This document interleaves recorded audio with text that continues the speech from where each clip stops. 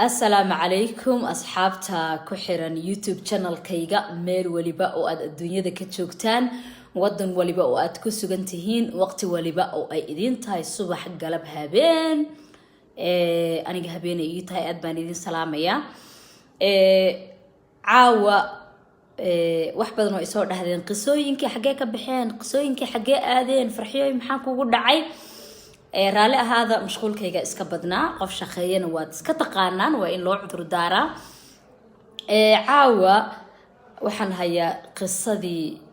الدومكا وحن هيا قصة حقيقة قبلي أي كل عضينا أي إلى سو ذاكتي قصة وقصة جعيلة وقصة حرير جعيلة وقصة أباهن لتلنتينا وقصة أباهن in qof waliba aragtida ugu wanaagsan uu gabadha soo siiyo gabadhan muddo hadda laga joogo 2 isbuuc ayay ii soo dirtay qisadan oo ay Facebook-gayga iigu soo dirtay igana codsatay inaan YouTube channel-kayga ku soo bandhigo aan idin soo bandhigo si aragtidiina intiina ugu badan meeshii aad isku raacdaan iyadu talada ay u qaadato talooyinka aad ka soo dhiibataan waxay aad uga heshay qisooyin aan horey u soo galiyay oo talooyin aad u qurux badan aad ka soo dhiibateen iyadoo markaa go'aansata sheekadeeda oo saa isugu cakiran in bal la talinta ay aragto light kama igu yara badan in la talintiina ay aragto oo markaa talada aad soo dhiibataan iyadoo ay qaadan doonto marka qisadan asxaabay il gaar ah lagu fiiriyo waa qiso saa isugu xirxiran saas iyadoo isugu xirxiran loo baahan in saas u kala furfurtaan marka idinkuna aad aragti aad u wanaagsan ilaahay dartiisa aad gabadha u soo siisaan anigu waxaan hay soo gudbiyaha idinkuna waxa tihiin aragtida oo marka sheekaduba ay ku dhisan tahay waayahay qisadan 2 isbuuc ka hor ay soo dirtay marka aad baan u xifdisanahay waxay ku bilaabanaysaa horta waxa la iga soo diray oo ay iga soo gaartay magaalada Hargeysa ee Somaliland waa markii ugu horeysay Hargeysa ay iga soo gaarto qiso ama la iga soo diro Facebook-gayga inta badan magaalooyin fara badan iga soo gaari jirtay laakiin waa markii ugu horeysay la iga soo diro Hargeysa Somaliland ma sha Allah asxaabta reer Hargeysana aad baan u salaamayaa gabadha qisadan ila soo wadaagtay waxay ku bilaabaysaa sheekadan waxaan ahay gabar ku nool magaalada Hargeysa xaafad kamida ee Somaliland waxay tiri muddo laga joogo xilligan hadda aan sheekada idin soo gudbinayo muddo laga joogo 2 sano ama 2 sanadood ayaan waxaan xiriir la samaystay nin ku sugan wadanka Mareykanka magaalo kamid ah waxay iga codsatay inaan magaalada sheegin hadda anigana maba sheegayo maba qurux badna sheekooyinka qaar hadii locationada la iga codsaday inaan sheego waan sheegaya laakiin kuwa la iga codsaday inaan sheegin ma sheegayo Mareykanka meel kamid ah ku nool yahay USA waxa uu yiri waxa ay gabadhan tiri wiilka waxa ay baray oo igu xiriiriyay gabar aan ehelnahay saaxiibanahay iskuna wanaagsan iyaduna Mareykanka ku nool 2 sano ka hor sidii baan isku baranay wiilkan waa nin xoogaa weyn bay tiri oo aniga aad iiga yara da'weyn adiga waxay tiri ismaqalkii ugu horeeyay is aragii ugu horeeyay FaceTime-ka ayaan ku yara qancay isaguna gabadhaas ba hore iiga soo sheekaysay waxay tiri maqalkii ugu horeeyay aad iigu qancayba oo aad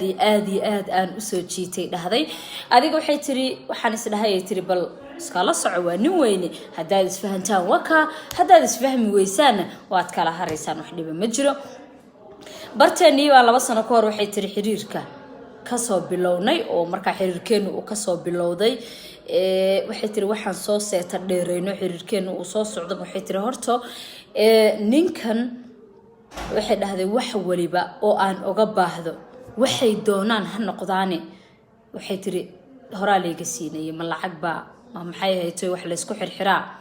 waxay tiri aad buu gacanta iigu hayay reerkeena baray dhahday ehelkayga hooyaday iyo bartay marka waxay dhahday ehelkeena wax allaale iyo waxay u baahdaan wax allaale iyo wixii ay raboodaan gacantu ka soo saaray hadduu familka ama hooyo aaba salaan u soo wacaba lacag baa xawaalada u taalay dhahday isagoo intaana aniga igu xushmeynayay anigu waxay tiri waan iskala soo socday laakiin jacayl wax la yiraahdo uma qaadin laakiin waxay tiri rabitaan yar wuu jiray waxaan isleeyahay haddaad is anfacdaan isguursada haddaad is afiic weydaan inta qofkan qalbigaaga ha siinin laakiin isaga si aad iyo aad u weyn ayuu ii jeclaado oo qalbigiisa ii siiyay dhahday waa nin weyn oo ilmihii xaas kala leh bay tiri oo wadankiisa isaga uu joogo wadankiisa labaad ee Mareykanka ilmaha ay u joogaan Hargeysa waxay tiri mar walba wuxuu ku hamin jiray inaan qoys uu ku yeesho markuu iga bartayna wuxuu yiri de qoyskayga Hargeysa ugu horeeya adigu noqon doona sidaan iskula soo soconay oo xiriirkeen sida uu ahaa waxay tiri hadii maanta gabar waxa jirtay dhahda aniga ila dhalatay marmar yar xanuunsato isbitaalka aan geeyno mar waliba oo aan iraahday tiri isbitaalan ku jira lacag cadadeedu ay aad u badan tahay iyo xawaalada ii soo dhigi jiray marmarna mobilkayga ayayba lacagta ku soo dhici jirtay dhahdin oo marka isbitaalka wixii aan u baahanaa aan ku furdaamin jirnay xaaladdu sidaa u ahaatay dhahday oo wax waliba aan u baahanahayna u gacanta iga soo saari jiray oo waxaan ku dhahay maxaa ku qaraar xageen ku geeya nolosha ahayd tiri xataa mararka qaarkood isagoo aan imaan u dhigi jiray ma rabtaa inaad wadamo kala aado aad soo dalxiisto ma rabtaa inaan lacag ku soo diro aad meelaha qaar ku soo nasato ani waxay tiri waxaan ahay gabar wax bartay laakiin ma shaqeeyay dhahday marka familkayga in la kaabo ninka iga saaciidin jiray waa isagay dhahday lacagtii ahaydna sidii biyuusa igu soo dulshubay dhahday ma sha Allah ya kaasoo kale waa kii ay gabdhaha dhihi jireen Soomahan jannadii adduunka lagu keenay وهجاج قبلها مركي قف وحيست أي أركان حيران جنة بقى بنان كلامه كاني وقتها أنت وقفتن وحيت رحال كان سيدا أسوأها ننكي مرولي بقى سنة كيكو ود مكان كسو قدبنا بجورو إيجا عدسنشري ترجورو إيجا دلبنشري لكن أنا جم مرولي بقى دبان أودي جري ترسي أنا أضاعن وحبذن أوجا فهمه مدام ننحوجا وين وياهي waxaan isku day jiray inaan wax badan ka fahmo marka mar walba uu idho reerkaaga goormeen ka soo doonta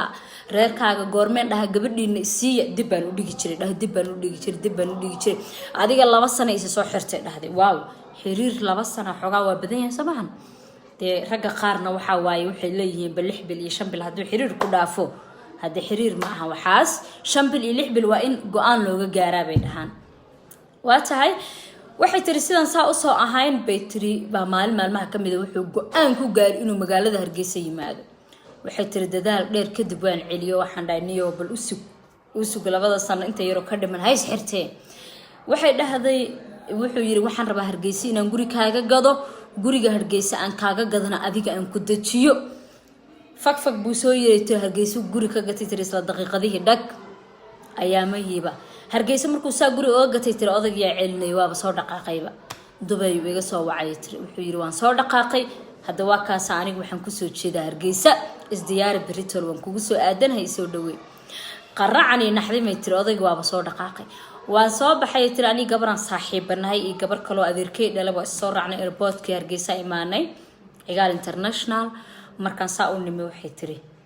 indhaheeni ugu horeeyay isku dhaceen dad waxaan ahayn social media-ga kaliya ka xiriiri jiray oo aan aragti isku arkin oo gabar ay iskaan bartay anu markii saa aan u arki jirin qof aan ku qancu u ekaay tiri markaan saa u arkay airportka ka soo dagay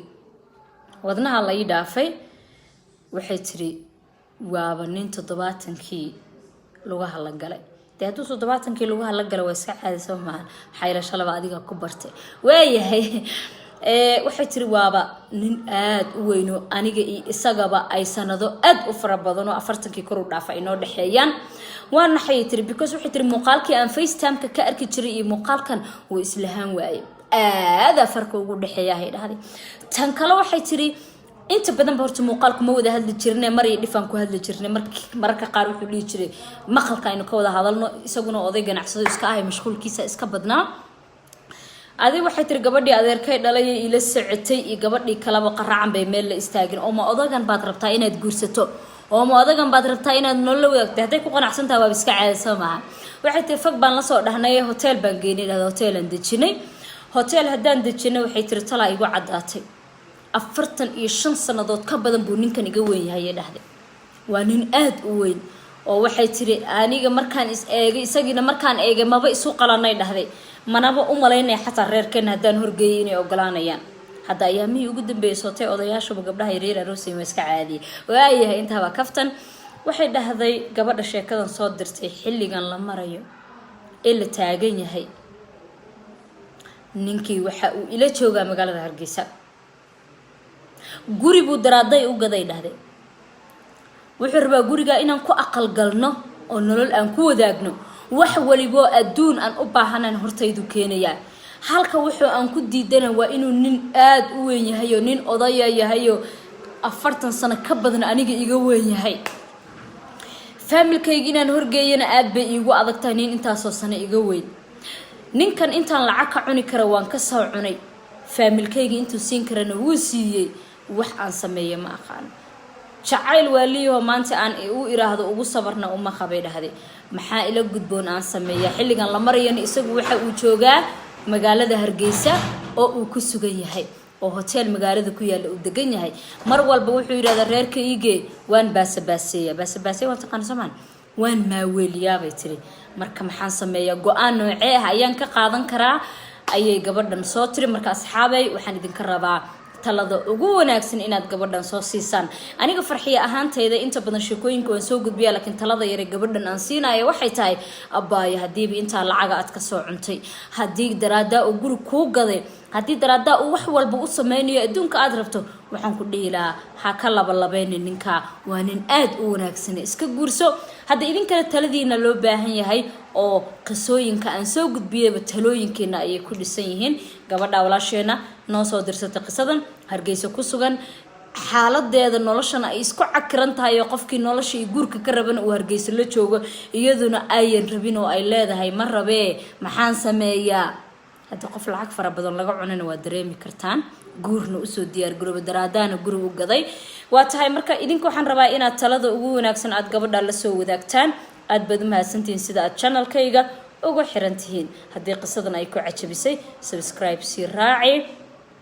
samis absi si sheegaray si asxaab kale inta ay u arkaan iyaguna ay aragtidooda u soo siiyaan waad mahadsantihiin